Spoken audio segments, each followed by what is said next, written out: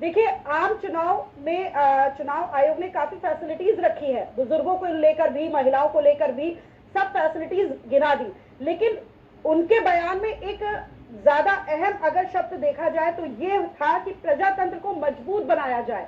अभिषेक,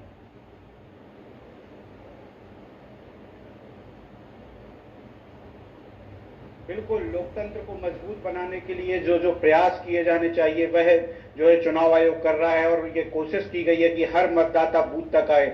media से भी ये कहा गया है कि आप इस बात को लेकर जागरूक करें मतदाताओं को। और जिस प्रकार से महिलाओं की भागीदारी बढ़ी है पिछले चुनाव से, वे आंकड़े भी दिए गए और ये कहा गया कि आधी आबादी काफी दिलचस्पी से मतदान करने आ रही है, बढ़ चढ़कर हिस्सा ले रही है। तो महिलाओं का प्रतिनिधित्व बढ़े, इस बात की भी कोशिश हो, और लगातार मतदान प्रतिशत बढ़े, इस बात के लिए भी यहाँ पर कहा गया है। तो चुनाव आयोग पूरी तरह से तैयार है चुनाव के लिए। हर जिले में कंट्रोल रूम बनाए जा रहे हैं। मध्य प्रदेश की यदि बात करें तो देश में जो 7 चरणों में जो चुनाव है, उसमें मध्य प्रदेश में 4 चरणों में चुनाव है। उनमें 19 और 26 अप्रैल को, 7 और 19 मई को। तो इन जो डेट में जो चुनाव होना है, रिजल्ट तो 4 जून को आएगा, लेकिन भोपाल में जो वोट पड़ेगी वह 7 मई को पड़ेगी। इसके अलावा बुंदेलखंड का जो एरिया है, टीकमगढ़, दमोह, खजुराहो, यहाँ 26 अप्रैल को, 19 अप्रैल को सीधी, शहडोल और जबलपुर। जबकि हम 13 मई की बात यदि करें तो देवास, उज्जैन, इंदौर, जो मालवा का अंचल है, वहां पर वोट पड़ेंगे।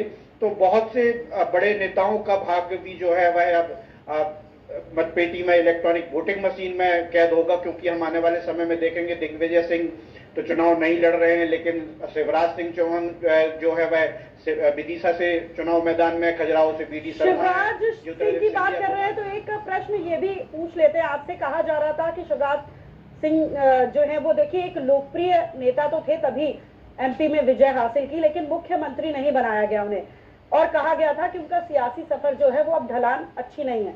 अब कहीं ना कहीं टिकट देकर क्या निकलकर सामने आ रहा है उनके राजनीतिक करियर को लेकर?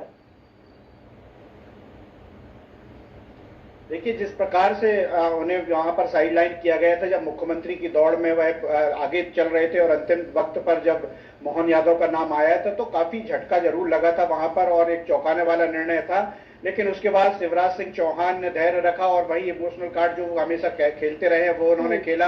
मतदाताओं से बात की, अपने प्रशंसकों से बात की, और विदिशा गए, वहां पर विदिशा की धरती को उन्होंने नमन किया और कहा कि अब हम सेवा करेंगे। और पहले जो कहते थे कि हम मध्य प्रदेश में ही रहेंगे, भोपाल में ही रहेंगे और यहाँ की सेवा करेंगे, लेकिन उसके बाद उनके बयान बदलते आए कि भले वो दिल्ली जा रहे हैं लेकिन रहेंगे तो मध्य प्रदेश में ही।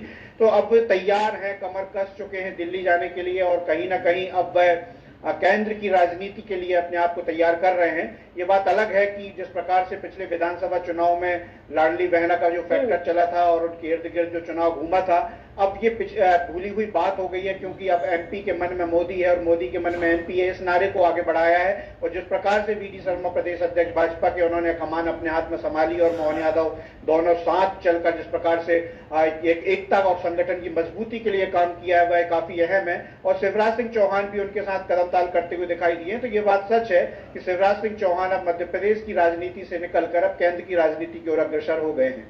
ठीक है, छत्तीसगढ़ का रुख कर लेते हैं। हमारे साथ